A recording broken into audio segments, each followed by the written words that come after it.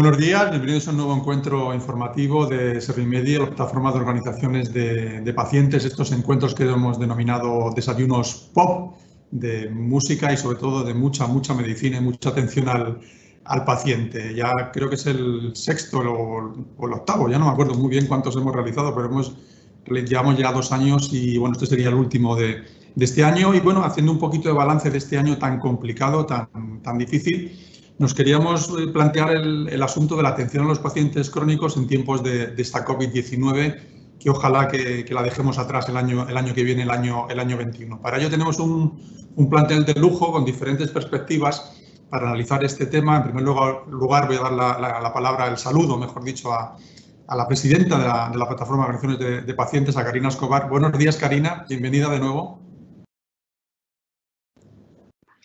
Hola, buenos días a todos y a todas. Muchas gracias por estar otra vez en esta parte de Desayunos Pop, en esta iniciativa que tenemos desde la plataforma Organizaciones de Pacientes para aflorar y compartir las necesidades de las personas con patologías crónicas o síntomas cronificados. Muchas gracias a las personas que nos acompañan hoy y bienvenidos. Voy a presentar a la persona que efectivamente nos acompañan hoy. En primer lugar, a Jorge Aboal, que es director general de Asistencia Sanitaria del Servicio Gallego de Salud, Sergas. Buenos días y bienvenido. Hola, buenos días. ¿Qué tal? También un viejo amigo, José Soto, que es presidente, recién nombrado presidente de la Sociedad Española de Directivos de la Salud, SEDISA, y director gerente del Hospital Clínico de Madrid. Buenos días y bienvenido. Tienes que pinchar, Pepe, si no, no sale el... No. Ahora. Muchas gracias y a ver si hoy disfrutamos de un debate intenso y esclarecedor. Muchas gracias. Seguro. Y por último, Antonio López, que es jefe adjunto del Departamento de Medicamentos de Uso Humano de la Agencia Española de Medicamentos y Productos Sanitarios. Buenos días.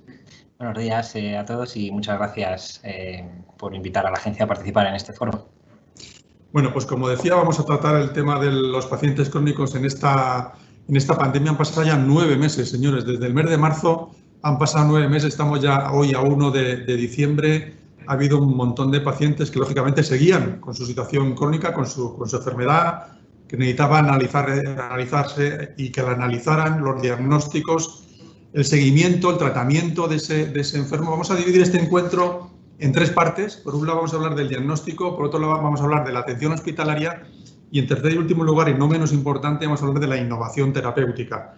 En primer lugar, Karina, durante este tiempo, ¿qué problemas habéis detectado en el asunto del diagnóstico desde las organizaciones de pacientes? Bueno, nosotros partimos desde la primera ola, ¿no? La situación de parón de la asistencia sanitaria que hubo debido a la situación de pandemia. En esta situación, pues las personas con enfermedades crónicas o síntomas cronificados o que estaban pasando por una enfermedad grave, la verdad es que tuvimos una situación bastante de incertidumbre, de un parón de la asistencia, de seguimiento de tecnología, y la verdad que lo hemos sufrido y esto al final ha tenido un impacto en los resultados en salud y la situación actual de los pacientes crónicos. Hay que entender que la situación de confinamiento o de autoconfinamiento también ha empeorado la salud de las personas y sobre todo las que tenían patologías previas, y también hay que entender pues todo el tema de incertidumbre y toda la parte de salud mental, cómo ha afectado a las personas que o estamos confinadas o estamos autoconfinadas por miedo al contagio de la COVID-19, ¿no? Porque al final tener una patología crónica compleja, pues entender que cruzarla con una situación de pandemia y de gestión de la COVID, pues supone todo un reto para muchas personas, ¿no? Dentro de este ámbito, de las personas que ya tenían un diagnóstico, estaban recién diagnosticadas, pues tenemos la parte de todo el diagnóstico que no se ha podido hacer, ¿no? O todas las pruebas que se han ralentizado. Desde el punto de vista de los cribados, por ejemplo, la cantidad de personas, todo el parón de los cribados ha hecho que muchos cánceres pues estén por detectar. Muchos de ellos a lo mejor no tienen una letalidad por no detectarlos antes, pero muchos otros sí. Cuando hablamos de los cribados, ya no solo es que no se hagan o cuando se quieren hacer, pues que las personas no quieran acudir a hacerse el cribado o que al final tengan miedo, ¿no? de acudir a la asistencia sanitaria. Después estarían todos los datos que teníamos previos a la pandemia, donde nosotros en un estudio que habíamos publicado, habíamos hecho en el 2019, pero lo publicamos en 2020, antes de la pandemia, había una media entre 3 y 6 años para hacer un diagnóstico precoz de una patología crónica. Esto era mucho tiempo, una media de 4 años, 3 años en el ámbito de los hombres y 6 años en el ámbito de la mujer, con lo cual esto afectaba la calidad de vida de estas personas, tener un diagnóstico más tardío, el impacto pues, de los fármacos o de aquellos tratamientos que podían tener tenían menor impacto cuanto más alargamos los años de diagnóstico de una patología crónica, y ahora pues nos vemos en la incertidumbre de que queremos que se mida o queremos que se transparente, ¿no?, la no actividad que se está haciendo y cómo se va a traducir esto en un retraso de diagnóstico y qué vamos a hacer, porque yo creo que lo importante es que en esta segunda ola los profesionales, los gestores, estáis haciendo una labor increíble porque se retome la asistencia sanitaria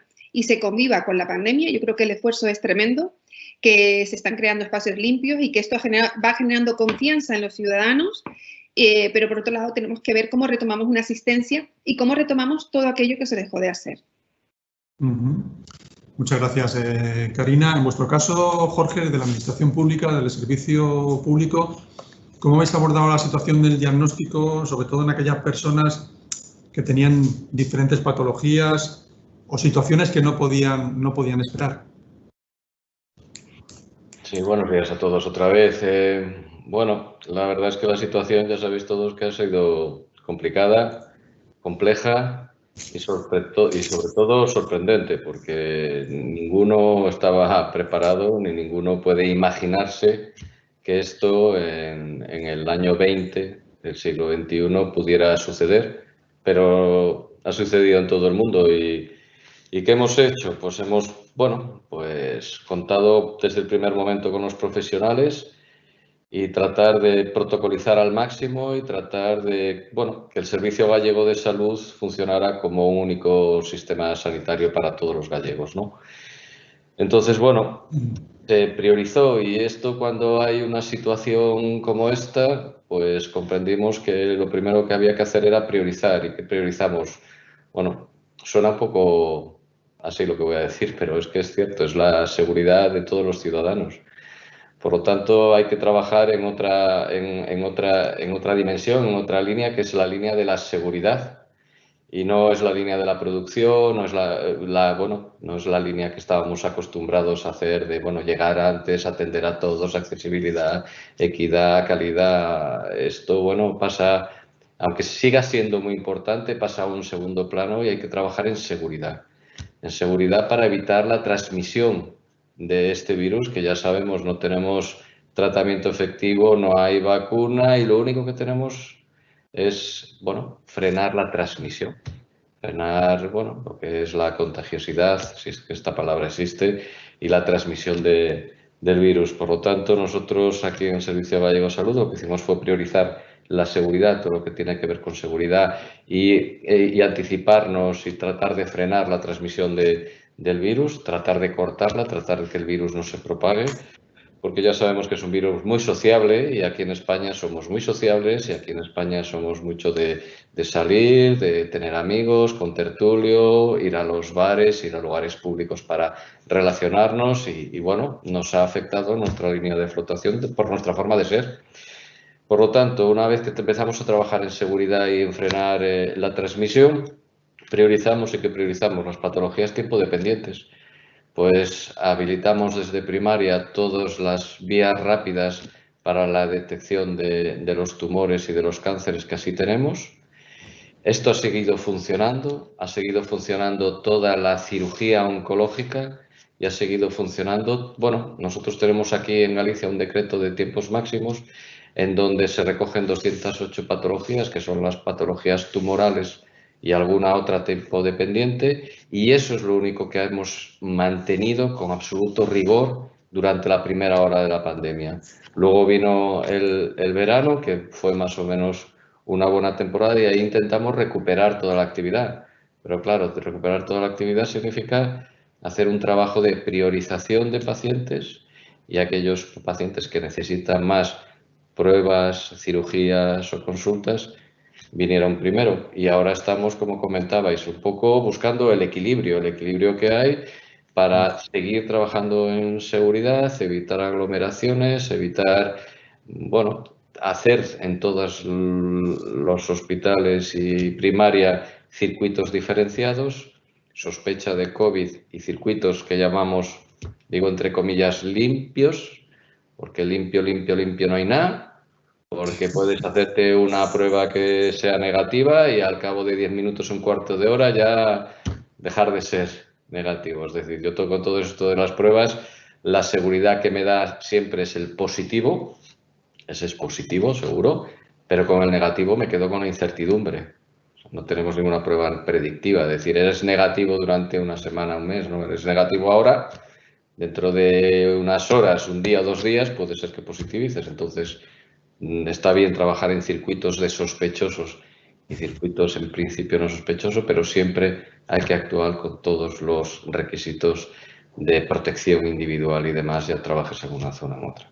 Y bueno, no me quiero extender más. Aquí en las patologías crónicas yo entiendo que la patología oncológica es patología crónica, por lo tanto nos hemos volcado en ella y luego, claro, en otras patologías crónicas como pueden ser los enfermos con insuficiencia renal y demás, diálisis y demás, esto sí que, bueno, aumentando todos los criterios y todas las medidas de seguridad, pues hemos intentado mantener. Al igual que las patologías tiempo dependientes, sepsis, ictus y infartos, bueno, pues hemos tenido abiertos todos los medios y todos los circuitos, pero bueno, también es cierto que sabemos que mucha gente se ha quedado en casa, ¿no? Por el miedo provocado por la pandemia, pues te has quedado en casa en vez de, como estaban acostumbrados antes, al primer síntoma, a la primera sospecha o al primer indicio, aunque luego no fuera, te ponías en contacto con los servicios sanitarios y ahora, bueno, pues cuando te pones en contacto ya no es tan precozmente como antes. Pero bueno, esto yo entiendo que es relativamente normal que en esta situación en la que estamos viviendo todos, pues sucedan estas cosas. Y no me quiero extender más porque... Sí, iremos tratando diferentes temas. Ahora me gustaría hablar con José Soto desde la perspectiva de un gran hospital de Madrid como es el Clínico, la situación que ha vivido en este apartado del mundo del diagnóstico y en una situación tan particular y tan difícil, ¿no, Pepe?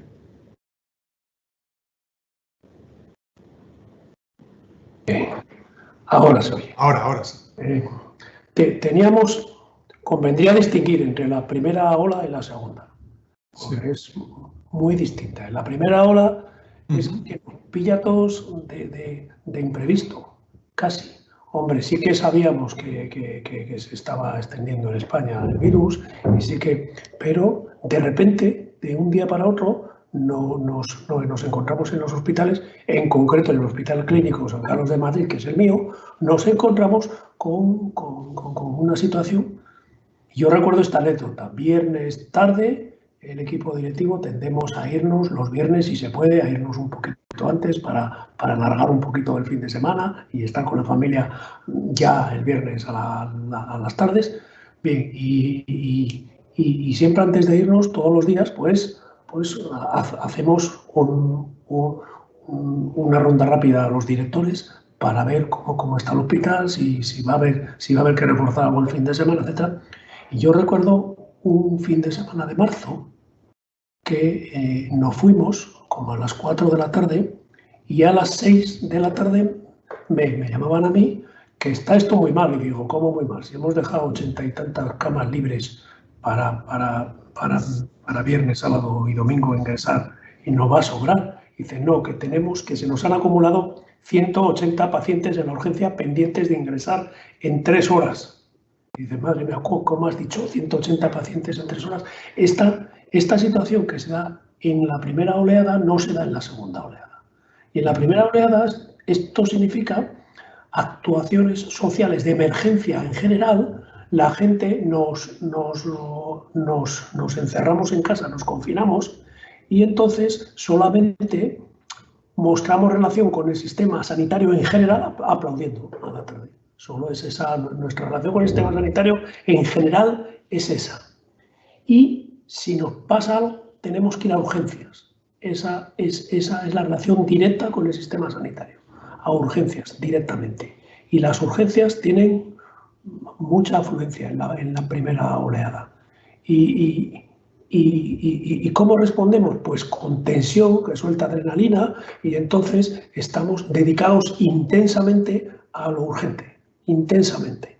Urgente que es emergente casi. Y ahí entonces hay que reconocerlo, pues dedicamos casi todo el hospital, en nuestro caso, a esto. Llegamos a tener el 85% de ocupación de nuestro hospital de COVID, ingresado por urgencias.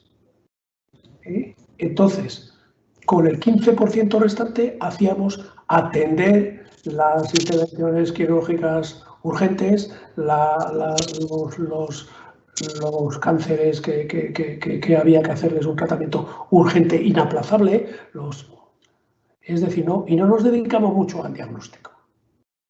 Porque, entre otras cosas, la gente no respondía al principio a nuestras citaciones, no salía de casa, porque esta tensión, esto era un miedo general en la sociedad, y solo venían a los hospitales por urgencias, por sus procesos desequilibrados. Porque en ese momento uno que tenía diabetes, hipertensión, hipercolesterolemia, un tumor de un diente diagnosticado, etcétera, aguantaban y decían, bueno, ya vendrán tiempos mejores de ir al hospital, no sea cosa que entremos al hospital y nos contagiemos y nos muramos. Eso era el miedo. Ya en la segunda, no. En la segunda onda, después de dedicarnos en verano con atención primaria a repasar cómo estábamos en diagnósticos atrasados, sobre todo en diagnósticos atrasados, evidentemente, en repasar cómo íbamos, pues ya empezamos a ir citando a la gente en verano y sí recuperamos bastante. Porque en verano, además, mantuvimos actividad prácticamente normal. En los hospitales de Madrid, al menos, no en el clínico solo, sino en general, se mantuvo una actividad prácticamente normal. Eso sí, a menos ritmo. ¿Por qué? Porque reorganizamos circuitos, como decía Jorge, citamos a la gente con un poco más de tiempo para que entre paciente y paciente visto en consulta o en radiodiagnóstico o en el laboratorio se hiciera una limpieza de desinfección general, etcétera, etcétera. Ahí vimos. Entonces recuperamos bastante. Seguimos teniendo a estas alturas, a fecha de hoy, un problema que es que mucha gente no viene. Se necesita y sigue sin venir. Parece que aún existe en la sociedad ese miedo a que los hospitales pues todavía sigan siendo un lugar de alto riesgo para el contagio, etc. Pero ahora sí nos preocupa a nosotros que citamos a mucha gente que no viene. ¿Y cómo respondemos? Pues insistiéndoles, yendo a los domicilios, yendo también a los centros de salud a hacer consultas juntos, médicos hospitalarios, médicos del centro de salud, etc. Muy bien, y ya por último, por esta primera ronda, Antonio, ¿qué hemos aprendido, qué podemos aprender de cara al futuro en relación con este tema del diagnóstico que estábamos hablando y de los pacientes crónicos? Bueno, a ver, lo cierto es que esto se escapa un poco de la competencia de la agencia, pero como representante... Quería conocer tu opinión, ya sé que no es algo estricto tuyo, pero sí tu visión general.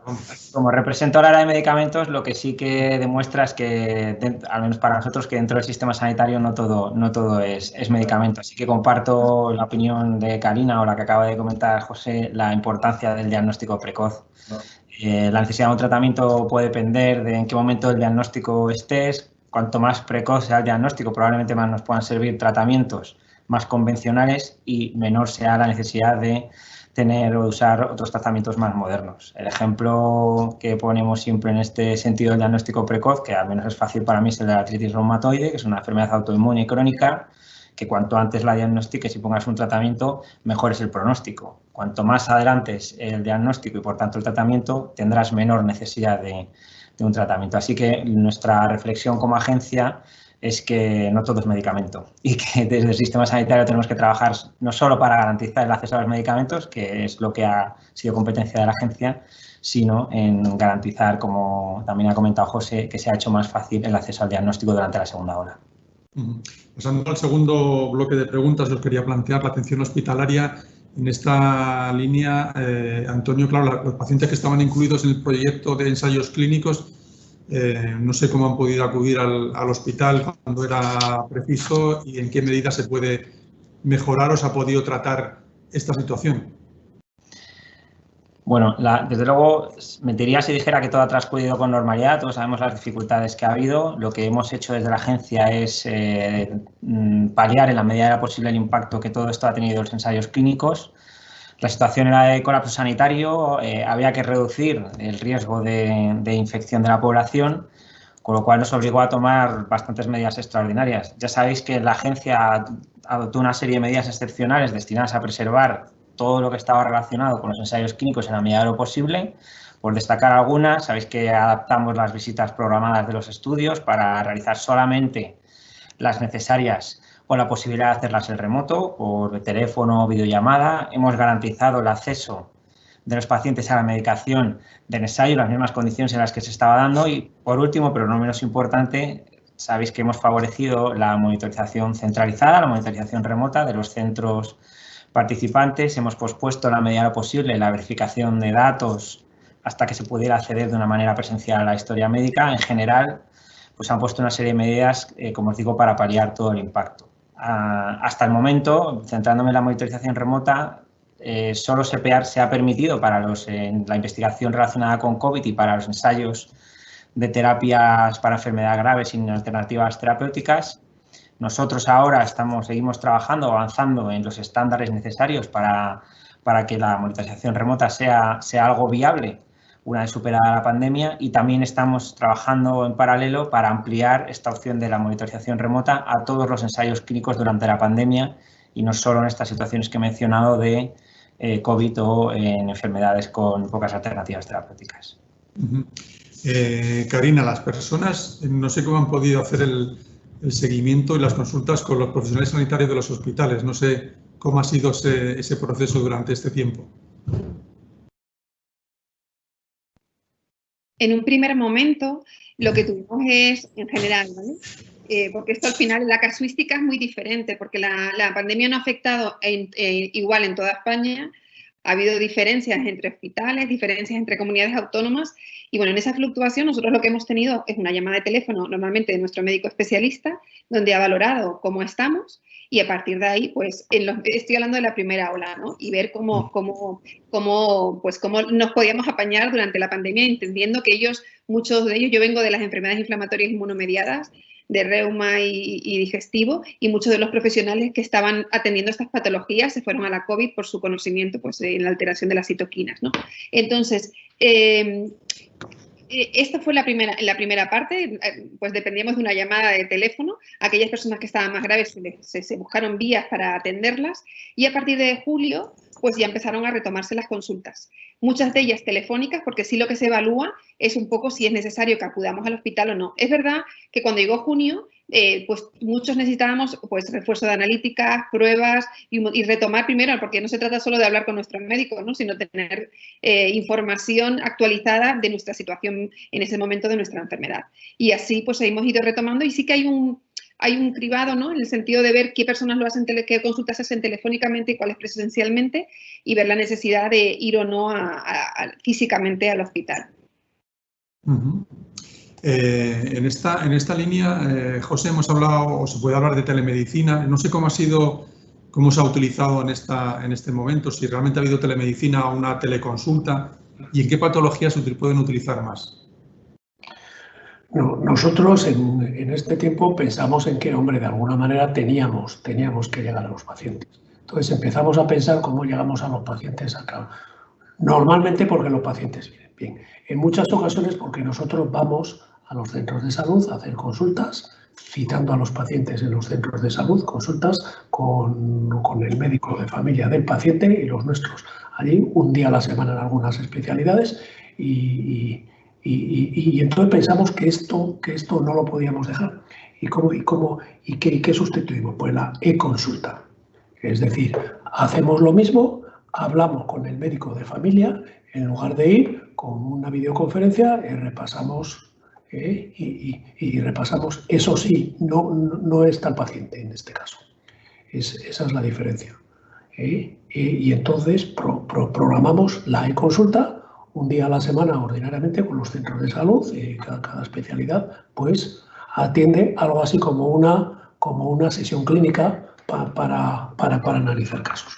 Segunda cosa que hacíamos antes era aquellos pacientes de media y larga estancia que derivamos a los hospitales que nos habían asignado, en nuestro caso a la Fuenfría, a Guadarrama, pues ya estábamos habituados a hacer telemedicina con una línea dedicada exclusivamente a ello, en donde con el paciente delante, ubicado en Guadarrama, en la Fuenfría, etcétera, entonces, y el especialista aquí, el especialista fundamentalmente en diagnóstico, entonces hacíamos pues consulta ahí. Y nosotros entonces planteamos que eso teníamos que continuar haciéndolo. Y por tanto, eso ha sido segunda línea. Tercera línea ha sido la e-salud, que es con apps en los móviles, entonces complementar las respuestas a las preguntas diarias que les iban dando de cómo ha salido su medición o incluso en la gotita de sangre con un dispositivo que se añade al móvil, automáticamente pues te detecta la analítica de glucosa que tienes allí, ejemplo. Eso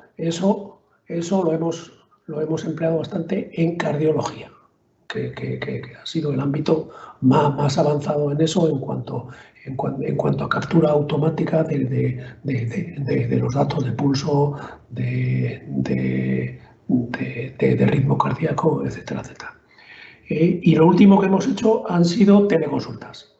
O sea, consultas de resultados fundamentalmente en lugar de hacerles venir, o consulta de seguimiento de un proceso, pues teléfono en mano, llamarles, en algunas ocasiones videoconferencia cuando se necesitaba ver algo, ver los ojos, o ver la herida, o ver, etcétera, pero habitualmente han sido teleconsultas por teléfono puramente. Entonces, en casi todas las especialidades ha sido el caso para el seguimiento, insisto, de evolución o consultas de resultados. Muy bien, Jorge, en vuestro caso, ¿cómo se ha reorganizado el hospital de cara a la atención y la asistencia a los enfermos crónicos? Bueno, pues sobre todo desde los hospitales hemos utilizado el teléfono para ponernos en contacto proactivamente con los pacientes que estaban apuntados en las agendas con cita previa. Entonces ha habido una llamada de los profesionales a cada uno de los pacientes y a través de esta teleconsulta pues pudieron ir un poco priorizando las necesidades de los ciudadanos, valorando hasta la capacidad máxima que una consulta telefónica puede garantizar, pero sobre todo siendo un paciente crónico ya es un paciente conocido, por lo tanto una consulta telefónica parecía más efectiva y se fueron posponiendo las visitas a los meses que después del verano se pudieron recuperar, o si se veía que en ese momento no se podía posponer la visita, pues se le citaba con lo que decía antes, todas las medidas de seguridad que en este momento teníamos a nuestro alcance. Se hizo en la inmensa mayoría de las especialidades hospitalarias, se pusieron proactivamente en contacto con los ciudadanos y siempre dejando las vías abiertas de teléfono. Sobre todo se utilizó la teleconsulta. Desde atención primaria, ya desde hace años tenemos nuestra plataforma Telea, que es una plataforma de telemonitorización a distancia para pacientes crónicos, en la cual los pacientes crónicos sus datos, sus biomedidas, las incorporan en un ordenador, en una tablet o en el teléfono y van directamente a la historia clínica electrónica en sus centros de salud. Allí hay se parametriza con unos rangos de seguridad y, por lo tanto, si las biomedidas están ok, se sigue todo. Si empiezan a alterarse, ya proactivamente desde el centro de salud se ponen en contacto con el ciudadano incluso si ya es el valor, bueno, de alarma, pues se produce la visita domiciliaria, ¿no? Intentamos ser muy proactivos con los crónicos y desde atención primaria, bueno, por la característica de Galicia de dispersión sociodemográfica y de envejecimiento, pues intentamos atender a las personas, aunque hay una gran red de centros de atención primaria, intentamos atender a las personas en sus domicilios. Por lo tanto, hemos acercado la tecnología a sus domicilios para tenerlos controlados. También, ¿qué sucedió? Que con el COVID y pues esta plataforma que teníamos orientada a los crónicos, pues la orientamos al COVID y un montón de pacientes pudieron ser, bueno, controlados desde sus domicilios, introduciendo en el ordenador o en el teléfono o en una tablet, introduciendo todos los días, 3 veces a la semana, la temperatura, introduciendo 3 veces a la semana la saturación de oxígeno, porque repartimos oxímetros como si lo hubiera un mañana por todos lados, y haciendo una encuesta diaria de, bueno, si se siente mejor, si tose más, si tose menos, cómo se encuentra, de tal manera que si cualquier parámetro de estos daba alterado, pues el centro de salud se ponía rápidamente en contacto con ellos. Yo tengo la anécdota de un amigo que estaba en este programa con el COVID de teleseguimiento y que en vez de apuntar 37.9, apuntó 39.7 y dice que nada más apuntar 39.7 dio al intro y al segundo casi le llamaron por teléfono desde el centro de salud. ¿Qué pasó? ¿Cómo es que le subió tanto la temperatura? No, que me he equivocado. Pero bueno, le dio una sensación absolutamente de seguridad y hemos en esta temporada telemonitorizado a distancia 15.000 pacientes COVID en sus casas con este sistema que les da bastante, bueno, sensación de protección porque meto mis constantes 3 veces al día y en cualquier momento el centro de salud se pone en contacto conmigo.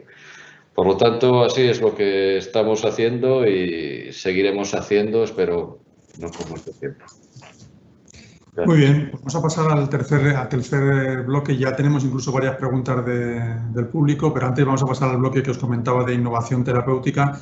Te quería preguntar a ti, Antonio, en este mundo que estamos viviendo y esta crisis que estamos padeciendo, ¿cómo está afectando a la innovación y sobre todo también a las nuevas terapias? A ver, pues desde el punto de vista de la autorización de ensayos clínicos no COVID, si comparamos los datos del año pasado y los de este año, la actividad no se ha visto afectada. Así que al menos a presente diría que no ha tenido impacto. En cuanto a si se ha visto afectada también la autorización de nuevos medicamentos innovadores fuera de la COVID, también es cierto que al CHMP, al Comité de Medicamentos de Uso Humano de la Agencia Europea de Medicamentos, está llegando lo esperable también si comparamos este año con el anterior. Entonces, el presente es que no parece que haya afectado, lo que no podemos saber si a futuro todo esto del desarrollo normal de los ensayos clínicos ha tenido o no algún impacto, no lo podremos saber a ciencia cierta hasta más adelante. Probablemente el año que viene veremos si todas las medidas puestas en marcha han logrado minimizar el impacto y en cualquier caso lo que haremos será seguir trabajando entre todos para que este impacto sea el mínimo posible. Pero si comparamos números a día de hoy, tanto a nivel europeo lo que respecta a tratamientos innovadores como a la actividad de la agencia no COVID, no se ha visto afectada, afortunadamente. Karina, de vuestro punto de vista, los pacientes, ¿cómo está afectando la situación actual a la innovación, a los fármacos, nuevos fármacos? Si es que hay nuevos fármacos, por cierto, que no sé si se van introduciendo o no, creo que se van introduciendo con cuentagotas o a las terapias incluso. Bueno, nosotros la verdad es que vivimos siempre preocupados, ¿no? De que no se pare la investigación, no se pare de innovar en nuevas terapias. Tenemos muchas, por ejemplo, las personas con enfermedades raras o con otras patologías que todavía no tienen un tratamiento que puedan ayudarle en el transcurso de su enfermedad y nos preocupa que haya un parón de acceso, no solo de que se investigue, sino que tengamos un parón de acceso y que se pongan muchas más trabas a poder llegar a nuestro tratamiento que se adecue a la situación de la persona y el momento vital en que esté. Esto nos preocupa porque realmente en España pues todo el tema de acceso es complejo. Pues no depende, pues al final cada comunidad autónoma tiene su guía de cómo hacerlo, incluso cada hospital, y esto pues comporta pues problemas de equidad y de acceso para muchos ciudadanos. Y esto que nos gustaría, ¿no? Que esto fuese cada vez menos un problema, menos una barrera, y que entender que el acceso pronto a la medicación lo que supone es menor impacto de la enfermedad y también pues más sostenibilidad para el sistema en cuanto a eficacia de los tratamientos y que no usemos otros servicios por no haber llegado antes a un tratamiento que necesitábamos. José, desde vuestro punto de vista, ¿se está viendo afectado todo el proceso de innovación, de la medicina que llamamos de precisión, de atención a cada paciente con su tratamiento particular? Desde el punto de vista nuestro, a mí me parece personalmente que la innovación en fármacos, en tratamientos farmacológicos, el camino hacia la medicina de precisión, por ejemplo. A mí me parece que vamos lentos en general. Creo que debiéramos adoptar un consenso generalizado entre todos, ministerio, comunidades autónomas, profesionales, etcétera, de reforzar, dedicar más recursos a la investigación en este tema. Y entonces estaríamos hablando de, probablemente si avanzásemos en este campo más de lo que avanzamos ahora, no estaríamos hablando tanto de dificultades al acceso. Estaríamos hablando de acceso generalizado a ofertas generalizadas, puesto que existirían avances generalizados en este tema. Pero la preocupación es que eso no es así. No es así. Es que estamos con una investigación lenta. No sé si con todos los recursos que debiéramos poner, probablemente no, pero con una investigación lenta, con una incorporación a la práctica asistencial de las innovaciones lentas, con mucha dificultad en cuanto a la autorización para incorporar a la cartera de servicios estas innovaciones. Y en este sentido, a mí me parece que todos, profesionales, enfermería, pacientes, afectados en general, autoridades, debiéramos pelear por conseguir calidad en nuestra investigación y en nuestros resultados para los pacientes y calidad y eficiencia para el sistema. Las dos cosas. Porque soy absolutamente convencido de que si no logramos eficiencia no nos apuntaremos a esta llamada consenso general, es decir, si no abaratamos los costes de los procesos, no nos apuntaremos a esta llamada general, y de todas maneras, si no hacemos las cosas mejor incorporando innovaciones, desde luego que las abandonaremos.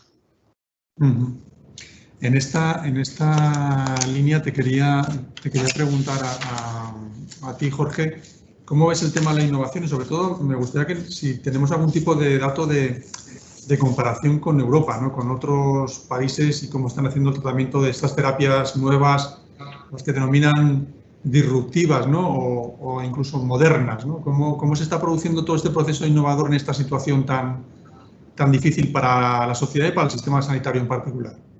Pues mira, aquí yo te puedo hablar del Servicio Gallego de Salud, porque es el que conozco bien y al que me debo.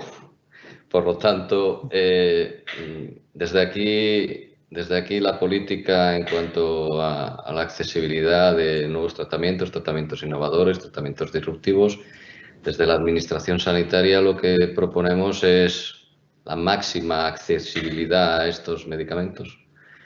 Por lo tanto, una vez que tienen la autorización de la Agencia Europea o de la Agencia Española, le damos, bueno, la capacidad al facultativo que, si por criterio clínico, bueno, debidamente justificado, él quiere incluir este tratamiento nuevo, disruptivo, innovador o incremental o lo que quiera, pues nosotros desde la Administración Sanitaria el poner todas las facilidades posibles para que el clínico tenga en su mano, en su abanico terapéutico, pues todo aquello que tenga autorización.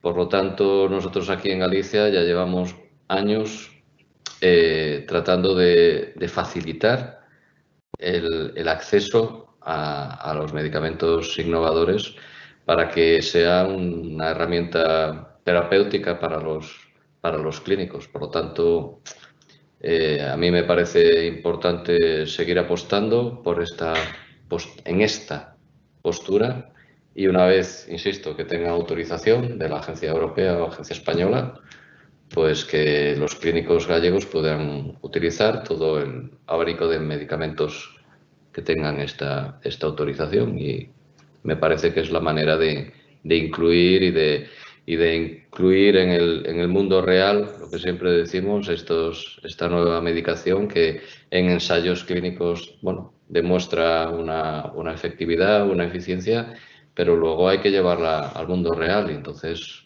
para llevarla al mundo real pues hay que probarla en el mundo real. Por lo tanto, desde aquí siempre apoyo, facilitar y luego medir resultados, que es en la línea que estamos intentando trabajar los últimos años. Antonio, ¿tú tienes algún dato de esto, de cómo estamos en relación con otros países de Europa o del mundo en el tema de innovación y de aplicación a los pacientes crónicos? Bueno, en este caso, en cuanto a materia de innovación en relación con el resto de Europa, a nosotros el ejemplo de cómo se han desarrollado y cómo se van a autorizar las vacunas a nivel europeo nos parece un buen ejemplo de cómo España ha tenido acceso a las vacunas del mismo modo que el resto de los Estados miembros. Es un proceso en el que hemos participado desde el principio con, digamos, la parte novedosa es que se ha buscado no solo ese equilibrio entre el acceso y la innovación, que es lo que siempre entra en las discusiones, sino añadir una tercera variable, que es la sostenibilidad. En este caso, se han compartido los riesgos en el desarrollo desde el principio, y esto posiblemente es un modelo que podamos reproducir para cualquier otro medicamento innovador o una terapia necesaria. Y ya barriendo un poco para casa, que no sé si sabéis, coordino el Plan Nacional de Resistencia a los Antibióticos, pues creo que este modelo que hemos tenido para las vacunas podría ser un buen ejemplo para desarrollar nuevos antibióticos. La clave, como digo, es incorporar a esa ecuación de la innovación y acceso la parte de sostenibilidad, y compartir los riesgos pues es una de esas opciones. Bueno, hay ya un montón de preguntas del público que voy a intentar trasladaros. Por ejemplo, hay una de Eduardo Almoguera que dice: a los enfermos crónicos con analítica cada 3 meses, por ejemplo, y cuando se conoce el hecho de haber sido diagnosticado por COVID, ¿se le va a realizar una comprobación añadida de anticuerpos, o si esto tiene un coste elevado no se va a realizar? No sé quién podéis contestar. Por ejemplo, Jorge, ¿lo vais a realizar allí en Galicia? Te he entendido que la pregunta es si alguien que tiene una articulación alta, anticuerpos... Sí, se va a hacer un análisis de cada 3 meses, la situación de los anticuerpos, ¿cómo están? Bueno, esto supongo que la comisión que hay en el Ministerio pues irá dándonos las pautas a seguir en cuanto a los criterios de la administración de las vacunas, para que no haya 17 criterios diferentes en las 17 comunidades españolas, y que a la hora de vacunar nos pongamos de acuerdo para priorizar los mismos pacientes de la misma manera. En este momento, lo de los 3 meses es porque después de 3 meses se ha comprobado que los pacientes continúan con inmunidad. Ahora creo que lo van a alargar a 6 meses. ¿Por qué? Porque se ha comprobado después de 6 meses que los pacientes continúan con inmunidad. Supongo que dentro de un año seguirá un año, ¿no?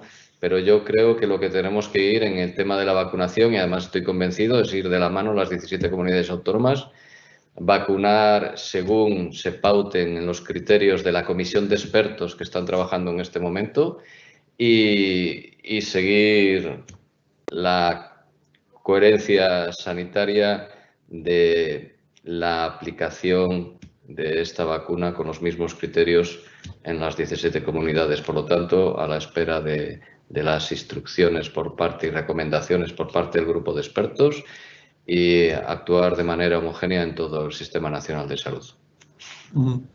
Hay otra pregunta que dice que en esta situación, y dado el descenso que ha habido de consultas o de incluso de aumento de muertes, por ejemplo, por episodios cardiovasculares, no hay noticias de un seguimiento de las personas, ¿no? Y que lo que reclaman es que se trate mejor a cada situación, porque ha habido gente que incluso se ha quedado en el camino, ¿no? No sé cómo habéis podido contemplar esta situación, Pepe, desde vuestro hospital, esas personas que se han quedado en el camino mientras que tenían un tratamiento y no se ha podido llevar a cabo, o ha tenido consecuencias la COVID y acaba con la vida de esa persona?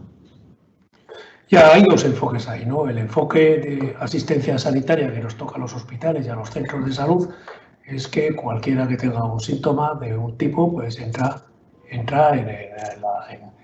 el protocolo de diagnóstico, tratamiento, etcétera, y no se queda nadie. Es decir, o se le ve en atención primaria, o se le sigue por teléfono desde atención primaria, o un rastreador le llama y le pregunta tal, desde salud pública, si es el caso, o se presenta a la urgencia del hospital y se le atiende en base a los síntomas. Bien, un caso es ese. Otro caso es el de política de salud pública.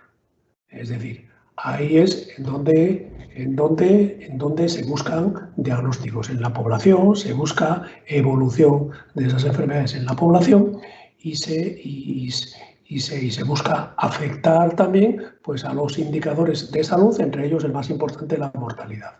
Y es la mortalidad, en muchos casos, es la mortalidad evitable.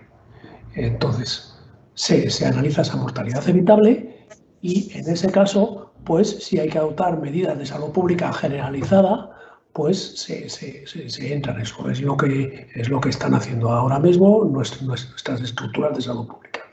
Entonces, ¿eso significa que nos desentendemos en absoluto del incremento de muertos respecto a años anteriores? No.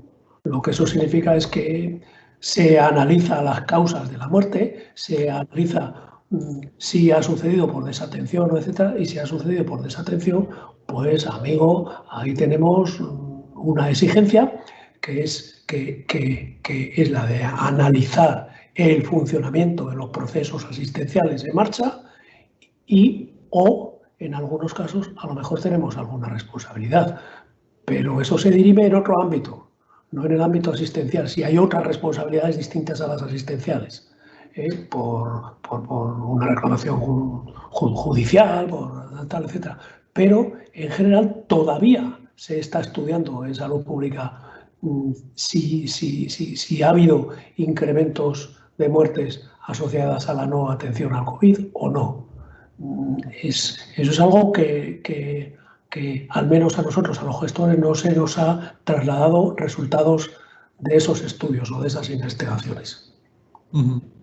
Hay otra pregunta que dice que está haciendo un gran foco en tratar a los pacientes con COVID, pero también se pueden olvidar de los pacientes no COVID.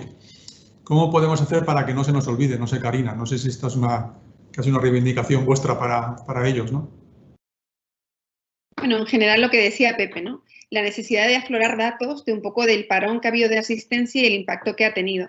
Yo creo que la demanda nuestra desde las diferentes entidades es que se conozca el dato, que esté transparente y no seamos invisibles, porque nuestras entidades y las personas con enfermedades crónicas nos hemos sentido que entendemos la situación, nos hemos echado a un lado en un momento, pues, más grave de la pandemia y bueno, pero intentamos, o de alguna manera cada una de las patologías intenta que se visibilice el impacto que está teniendo la COVID de una manera paralela y que podamos, porque si no se visibiliza, no sabemos el dato, desde salud pública necesitamos, además de conocer el dato, que se creen con certidumbres, ¿no? Que tengamos información más adaptada para la ciudadanía con enfermedades crónicas y que de esta manera la gente no tenga miedo de acudir al hospital, que se sepa proteger mejor. En el caso ahora mismo de la vacuna, pues que tengan más información adaptada también a su situación. Yo creo que entre todos tenemos que informar más, comunicar más, dirigido a los pacientes y a los cuidadores y a todas esas personas que están en este momento invisibles para el sistema. No es que no se esté haciendo cosas con ellos, sino la percepción que se tiene en muchos momentos es que al no transparentar el dato, al no decir qué vamos a hacer para remontar un poco el parón que hemos tenido, y teniendo en cuenta que la pandemia, pues estamos hablando a lo mejor de un año más en esta situación, con vacuna o sin vacuna, pero estamos hablando que esto se va a alargar en el tiempo, necesitamos tener más información y saber qué protocolos y qué procesos se van a realizar. Jorge, creo que esta pregunta puedes tú contestarla. Es de Charo Hierro, de una asociación de cáncer de ovario y ginecológico. Dice que pregunta qué retraso se estima en el diagnóstico de nuevos pacientes, qué se podría hacer para ayudar a evitar la disminución al acudir a revisiones periódicas. Bueno, nosotros aquí, como ya comenté antes, estamos muy interesados en que no haya retrasos a la hora del diagnóstico de un proceso oncológico. Por lo tanto, ya os comenté que las vías rápidas de identificación de sintomatología en atención primaria y su llegada al hospital y realizar toda la batería de pruebas diagnósticas enfocadas a diagnosticar un proceso oncológico han estado permanentemente abiertas y es en lo que nos hemos volcado, por así decirlo. Por lo tanto, el diagnóstico hemos estado muy atentos en hacerlo y otra cosa son las revisiones. En las revisiones, hemos tratado de ir priorizando. Los oncólogos han hecho un trabajo formidable, al igual que el resto de los especialistas que se dedican a hacer el seguimiento de los pacientes ya tratados de cáncer y, por lo tanto, ellos son los que han ido poniendo la pauta de revisión y han ido modificando las pautas de revisión. Yo creo que en esto felicitar una vez más a los profesionales. Yo no me canso en todos los foros de decir que la profesionalidad se demuestra cuando uno tiene que ser profesionalidad y así lo han hecho y así lo siguen haciendo. Por lo tanto, mi enhorabuena a la profesionalidad de las diferentes categorías sanitarias que trabajan en los servicios de salud y se están encargando de hacer lo mejor que se puede hacer en situación de pandemia. La situación de pandemia es una situación diferente que afecta a todos los campos. No es hacer lo mismo con una mascarilla, también lo digo habitualmente, estamos en pandemia, no es tratar de que las cosas funcionen como funcionaban antes, solo que poniéndonos una mascarilla. No tiene nada que ver con esto, es mucho más complejo. Por lo tanto, yo creo que los profesionales están haciendo una gran labor y hay que confiar en ellos y seguir así. Hay una pregunta de Eduardo Almoguera que dice que los diabéticos están utilizando la telemedicina, pero se preguntan por el resto de crónicos, si de verdad esa telemedicina puede ser aplicable. No sé, Pepe.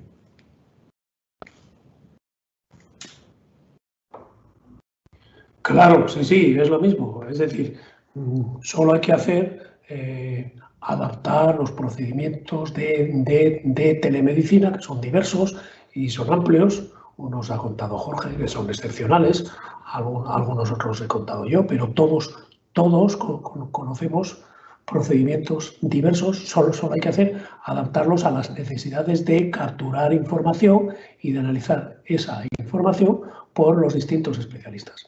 Si es un problema cardiológico derivado de hipercolesterolemia o de hipertensión o de etcétera, habrá que buscar entonces medidas de la tensión arterial en ese momento que sean capaces de llegar a un sistema informático o a un sistema de análisis en general de datos, evoluciones, etcétera, etcétera. Pero en todas las especialidades prácticamente que tratan procesos crónicos, en todas las especialidades es aplicable.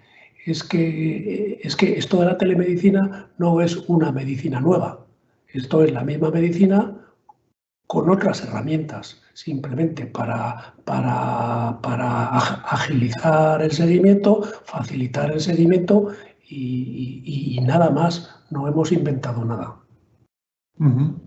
Hay una pregunta aquí curiosa que no sé quién la puede contestar. No sé si tú, Antonio. Dice que si ha habido algún tipo de desabastecimiento de vacunas de gripe tanto para adultos como pediatras. Él pregunta que por qué se ha producido y quizá porque a lo mejor ha habido más personas que se han vacunado este año. No sé, Antonio, ¿tienes algún dato sobre esto?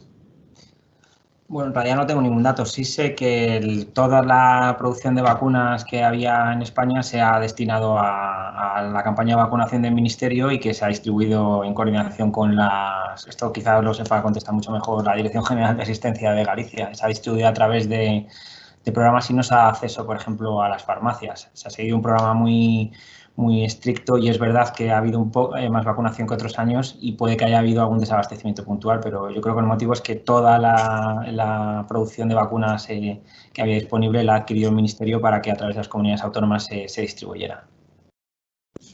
No sé si, Jorge, ¿tienes algún dato de esto? Sí, exactamente, dato concreto de número no, sí que puedo, bueno, estoy con Antonio. a mí no me gusta hablar de desabastecimiento, porque es una palabra que suena como ya no hay, ya nos hemos quedado sin ellas, ¿no? Entonces, bueno, sí que ha habido a lo mejor bueno, se ha producido un boom inesperado de vacunación. Nosotros aquí teníamos, bueno, siempre compramos alrededor de 600.000 dosis. Este año nos habíamos hecho con 200.000 más y ha habido un boom durante el primer mes y casi se han consumido todas. Hemos pedido refuerzos al Ministerio, a la agencia y nos han mandado más. Y bueno, lo que sí que se ha producido es un boom social de que todo el mundo se quiere vacunar. Entonces, lo que a mitad de la campaña dijimos, bueno, hay que salvaguardar para quién realmente va dirigida la vacuna, que la vacuna va dirigida a aquellas personas que tienen factores de riesgos que esta vacuna les va a beneficiar para su salud. Entonces, bueno, fue un poco repriorizar todo lo que ya estaba citado y decir, bueno, vamos a asegurar que los pacientes diana estén vacunados y una vez que consigamos que todos los pacientes objetivo diana que se ven realmente beneficiados con esta vacuna estén cubiertos y a partir de ahí, bueno, pues ya que la gente se vacune y que se vacunen otros sectores de la sociedad, bueno, que no tienen factores de riesgo y que se vacunen este año de forma tan explosiva, voy a decir, por el tema de la COVID y de que estamos hablando siempre de vacuna y ahora sale esta vacuna de la gripe y es como, bueno, al menos me he vacunado de algo, bueno, pues tiene que ver una cosa con la otra, ¿no? Pero ya un poco, yo creo que esto ha sucedido en todos los sitios, ¿no? Hablando de vacunas, hay una pregunta aquí interesante de Óscar. Dice, con las vacunas para la COVID estamos viendo una revolución. Yo diría, entre paréntesis, una revolución porque se ha hecho en solo un año. Esto hablaríamos en otro momento de que ha sido histórico, ¿no? En muy poco tiempo se ha conseguido una vacuna. Pero él se pregunta, y os quiere preguntar, porque se han acortado muchísimo todos los periodos de aprobación de la vacuna y os pregunta si creen que es posible extrapolarlo esto a otros tratamientos o otras innovaciones y que puede servir como un aprendizaje para que las terapias sean mucho más rápidas, se recorten tiempos y se elimine burocracia. ¿Qué te parece, Antonio? A ver, exactamente, yo ya he dicho que el ejemplo de las vacunas me parece que es un buen ejemplo para que podría extrapolarse para dar acceso a otro tipo de terapias. En el caso de las vacunas ha sido, como sabéis todos, una situación muy extraordinaria.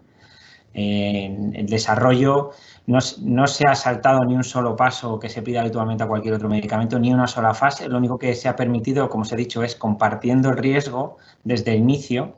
Es decir, desde los primeros datos de eficacia, incluso se ha empezado a fabricar las vacunas sin saber si al final iban a ser realmente efectivas. Esto se ha hecho posible porque ha habido una gran inversión de todos los estados, un mercado europeo enorme que ha permitido poner mucho dinero para que en el momento que ya habían pasado los datos preclínicos y los datos de calidad y poder empezar a ensayar en humanos y parecía que eran prometedoras, se ha hecho una inversión enorme por parte de la industria, por parte de los países para incluso empezar a fabricar. También eso ha permitido que lo que habitualmente ocurre de manera secuencial, es decir, finalizas una fase 1, analizas, observas lo que pasa, si todo va bien, buscas inversión, pasas a la fase 2, etcétera, así hasta la fase 3. Ahora ha sucedido prácticamente de forma paralela. ¿Qué significa esto? Una vez que tienes los datos de fase 1 y analizas, inmediatamente empiezas la fase 2, ves que la vacuna es eficaz, ajustas dosis y empiezas la fase 3. Es decir, en lugar de ser secuencial, fase 1, 2, 3, se ha iniciado casi de forma paralela. También se han puesto mecanismos regulatorios, que es lo que llamamos lo que se ha llamado en Europa este procedimiento de evaluación continuada, que cada vez que surgía un dato nuevo procedente de cualquier ensayo clínico, ya estaban los equipos de evaluación analizando eso. Creo que se tienen que dar circunstancias muy excepcionales para que actuemos de una forma tan rápida, pero probablemente el modelo de la vacuna, es decir, del riesgo compartido en patologías que a lo mejor no tienen tanto interés para la industria farmacéutica, pero sí que tienen interés desde el punto de vista de salud pública, sí puede hablarse de este riesgo compartido, hacer inversiones conjuntas para llegar a un fin común. Pero sí, no hay nada. Lo extraordinario de la autorización de las vacunas es que no nos hemos saltado ningún paso, solo que se ha puesto encima de la mesa a 400 evaluadores, evaluando minuto a minuto cada dato que salía, y eso ha permitido hacer una evaluación paralela de todo, pero siempre se ha garantizado la calidad, la seguridad y la eficacia de la vacuna. Karina, esto podría ser un ejemplo para el futuro, ¿no?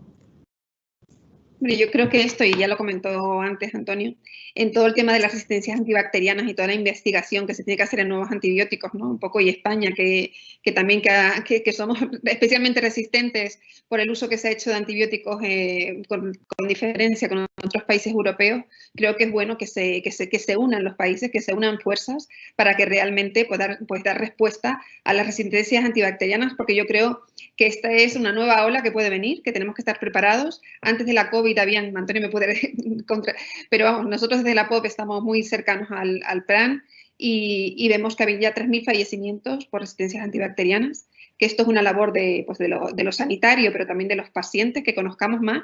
Y yo creo que hay cosas que quedan de esta pandemia, de la COVID, de la vivencia, ¿no? y de hábitos de vida que tenemos en cuanto a lavado de manos, protección con mascarilla, que a lo mejor se tienen que quedar con nosotros para siempre, porque las resistencias antibacterianas en el ámbito sanitario son un problema, y creo que esto, entre todos, estos nuevos hábitos pueden ayudar también, además de que se investiguen nuevos antibióticos, pues, creo que puede ser un refuerzo, ¿no? Que yo creo que es bueno también mirar un poco con optimismo, que hemos aprendido cosas, esto sin duda, ¿no? A trabajar de manera cooperativa, pero también hábitos de vida, y que todo el mundo pueda sacar una lectura positiva en cuanto a cómo cuidarse mejor y cómo, pues, tener más conocimiento, ¿no? de los riesgos que nos rodean.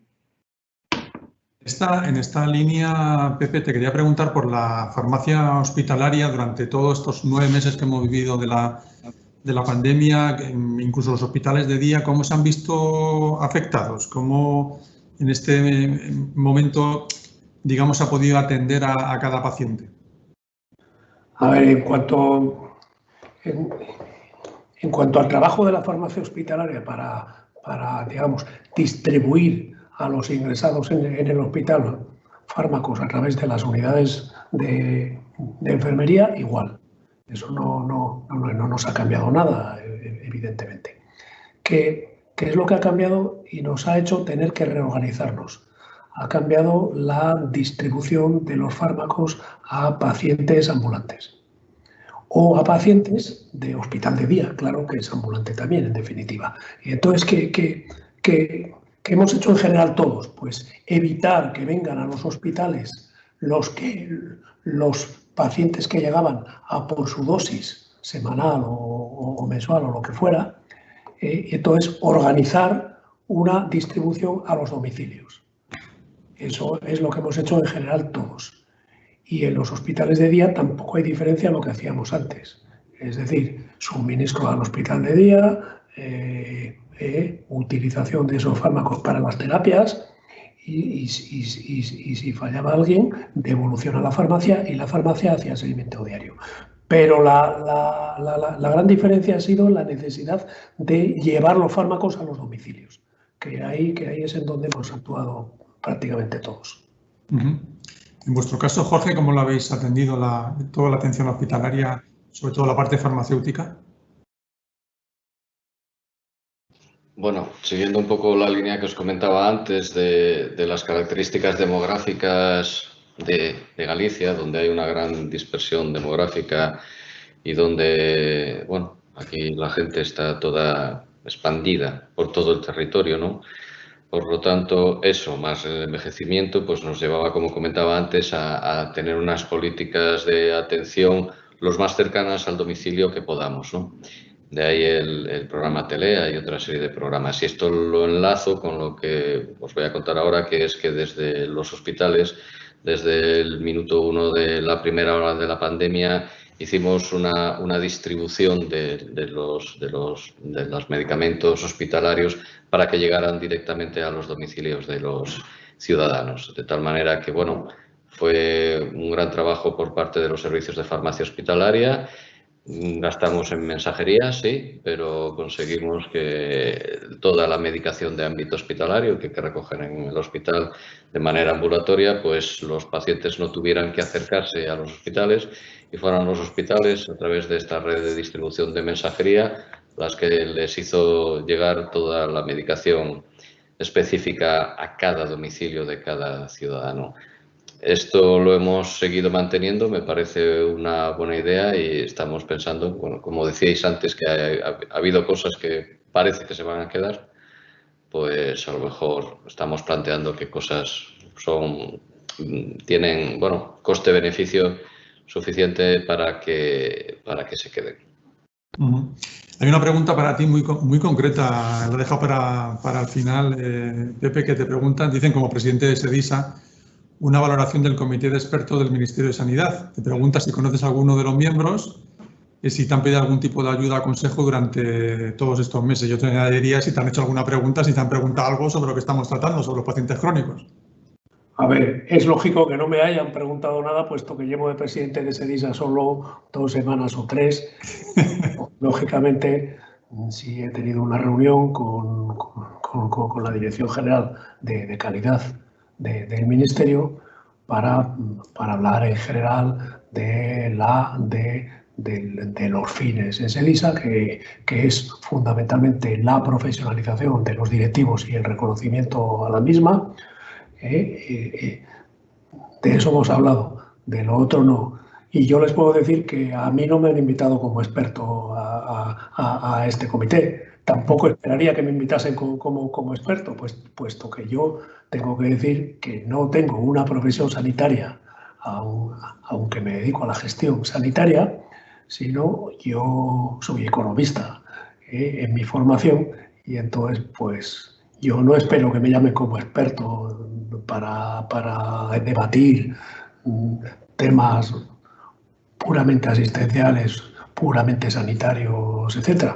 Ahora, eso sí, hay que decir desde SEDISA que la gestión sanitaria también es importante. Y también un lema de los nuestros es que la buena gestión también salva vidas.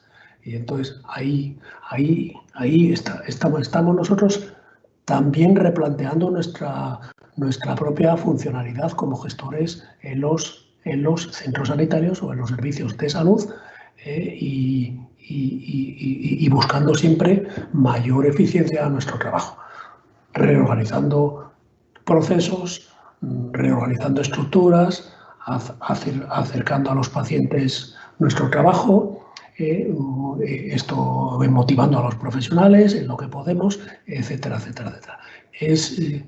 Son unas funciones en las que nosotros esperamos que no se nos llame como gerentes a un comité de expertos. Ahora, sí pediríamos que se nos llamase a un comité de expertos cuando de lo que se trata es de redefinir la función directiva.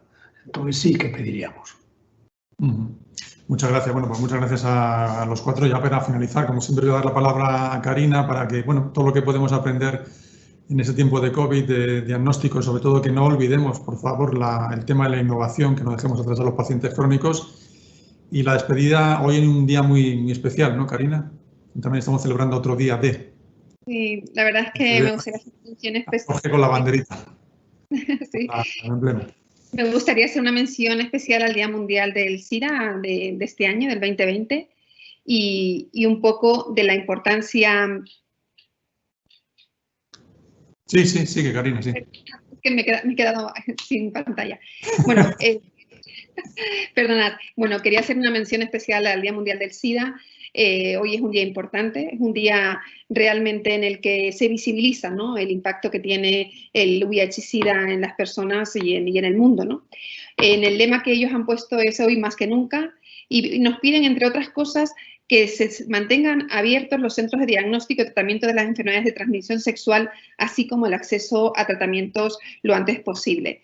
He de decir que nuestra entidad, desde la Plataforma de Organizaciones de Pacientes, acompañará a CESIDA, que es nuestra entidad representante de VIH-Sida, y un poco es el ejemplo, ¿no?, de un movimiento organizado de pacientes que trabaja pues de la mano de los pacientes, de los clínicos, de la administración, y que pues son un ejemplo para todos nosotros por su buen hacer. Y nada, y desde aquí pues agradecer un poco a las personas que nos han acompañado hoy en estos desayunos POP, también a nuestro colaborador, a Roche, por hacerlo también posible. Y bueno, yo creo que es importante que entre todos pues podamos visibilizar a las personas con enfermedad crónica, a sus familias, a sus cuidadores, que pues también pues lo están pasando mal, que necesitan también respuestas, y esperemos que este desayuno haya ayudado, y que yo creo que todos estamos sensibilizados y que cada uno desde nuestra responsabilidad hacemos lo que podemos, y nosotros lo que estamos comprometidos desde la plataforma es a seguir trabajando para que esto sea posible y bueno, seguir defendiendo los derechos de las personas con enfermedades crónicas. Muchísimas gracias por estar con nosotros. Muchas gracias, Karina, por tu participación, por estos encuentros POP, como comentas, y de verdad agradecer tanto a Jorge como a José como a Antonio su participación de hoy. Cada uno tiene su punto de vista en cada lugar concreto, incluso físicamente, y cada perspectiva que nos ha venido muy bien, como decías, para analizar un poco la situación de los pacientes crónicos en estos tiempos tan difíciles. Nada, decirles que nos veremos en un próximo encuentro el año que viene y seguro que el año que viene estaremos un poquito mejor. Eso espero. Venga, hasta la próxima. Hasta luego, muchas gracias. Hasta luego. Buen día. Buen día a todos.